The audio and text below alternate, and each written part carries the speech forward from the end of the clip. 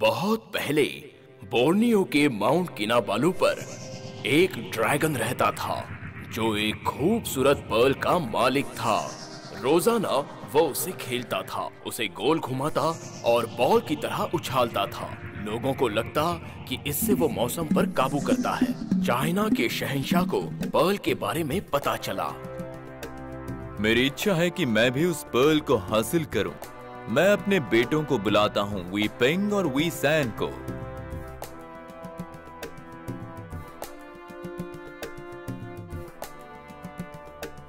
पिताजी, बताइए हमें क्या करना है। मैंने सुना है बोर्नियो में माउंट किनाबालू के ऊपर जो ड्रैगन है उसके पास पर्ल है। मैं उस पर्ल का मालिक बनना चाहता हूँ। चिंता मत कीजिए पिताजी, हम ले आएंगे। बिल्कुल सही। मैं चाहता हूँ कि तुम दोनों जाओ और मेरे लिए उसे लेकर आओ। हम जल्द से जल्द हमारे जाने का प्रबंध करेंगे और जल्द ही आपका काम पूर्ण करेंगे। ठीक है। कुछ दिनों बाद दोनों राजकुमार एक साथ 100 सैनिकों को अपने साथ ले गए। उनके पास बोर्नियो जाते वक्त 10 जहाज थे।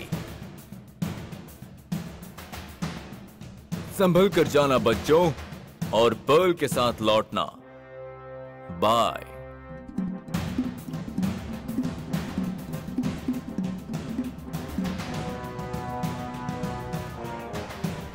भाई, हम बोर्नियो पहुंच गए हैं। अब हम जल्द से जल्द बहुत ही फेमस माउंट किनाबालू ढूंढते हैं। वो पहाड़ पर पहुंच गए। भैया, ये काम करना बहुत ही मुश्किल होगा क्योंकि रास्ता आड़ा टेढ़ा है। हम यहाँ तक आए हैं तो हमें कैसे भी करके ऊपर जाना होगा। वो ऊपर पहुंच गए।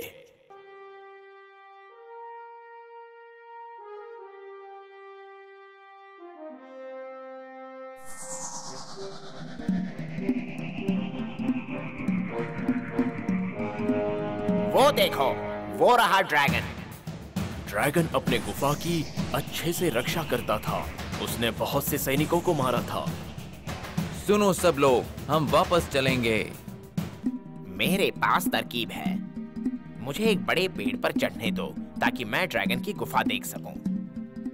तो वी सैन पेड़ पर चढ़ा और ध्यान देने लगा कि ड्रैगन खाने की तलाश में किस वक्त अपनी गुफा छोड़ता है और कितनी देर में वापस आता है। अब मैं आदेश देता हूँ कि तुम लोग अब एक नकली पर्ल बनाओ और बड़ी सी पतंग भी, एक ऐसी पतंग जिस पर मैं उड़ सकूं। अगले दिन वी सैन ने ड्रैगन के गुफा छोड़ने का इंतजार किया। फिर एक नकली पर्ल बैग में डाला, उसे अपने कंधे पर उठाया और पतंग पर उड़ने लगा। अब धागे को छोड़ दो।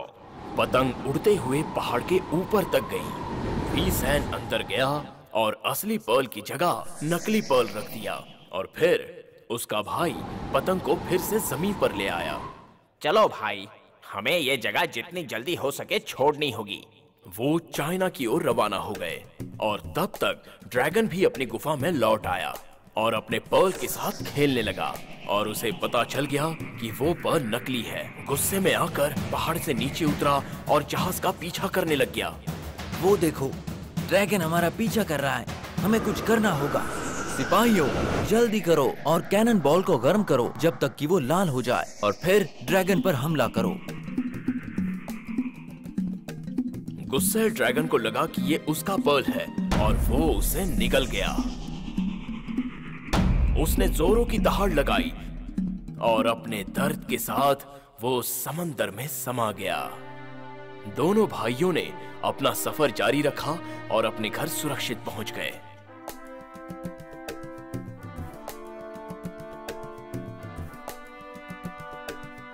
ओ मेरे प्यारे बच्चों, तुम दोनों कैसे हो? पिताजी, यही वो पर्ल है जो आपको चाहिए था। आज मैं बहुत खुश हूं और मेरे बच्चों के लौटने की खुशी में मैं सबको दावत दूंगा। पिताजी, हमारे रोमांच के किस्से सुनिए।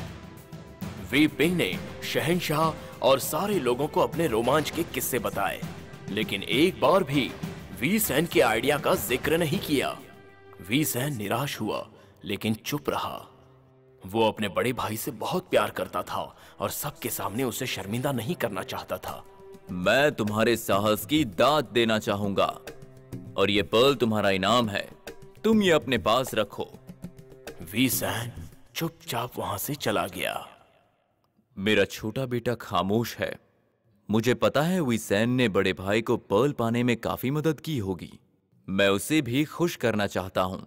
अगले दिन शहंशाह ने हुक्म दिया कि उस पर्ल का एक डुप्लीकेट पर्ल बनाया जाए ताकि वो वी सैन को दे सके। तुम कभी ये सोचकर दुखी मत होना कि तुम्हारे भाई के पास पर्ल है। याद रहे, पूरी दुनिया के पर्ल से भी ज्यादा भाइयों का प्यार कीमती होता है। शुक्रिया पिताजी, मैं आपकी बातें याद रखूंगा। मुझे बहुत अफसोस होता है जब बड़े भैया मेरे साथ ऐसा बर्ताव करते हैं, पर मैं किसी से नहीं कह सकता कि वो कितना अन्याय करते हैं। मैं चाइना छोड़ दूंगा और कहीं और जाकर रह लूंगा। वो नाव पर सवार होकर ब्रुनाई पहुंच गए। ब्रुनाई के सुल्तान ने वी सैन का स्वागत किया और उन्हें ये चाइनीज राजकुमार बहुत पसंद आने लगे थे। सालों बीत गए और वो अच्छे दोस्त बन गए। मैं जानता हूं कि तुम मेरी बेटी से प्यार करते हो। मैं तुम्हारी शादी की तैयारी शुरू करता हूं। शादी बहुत ही धूमधाम से हुई।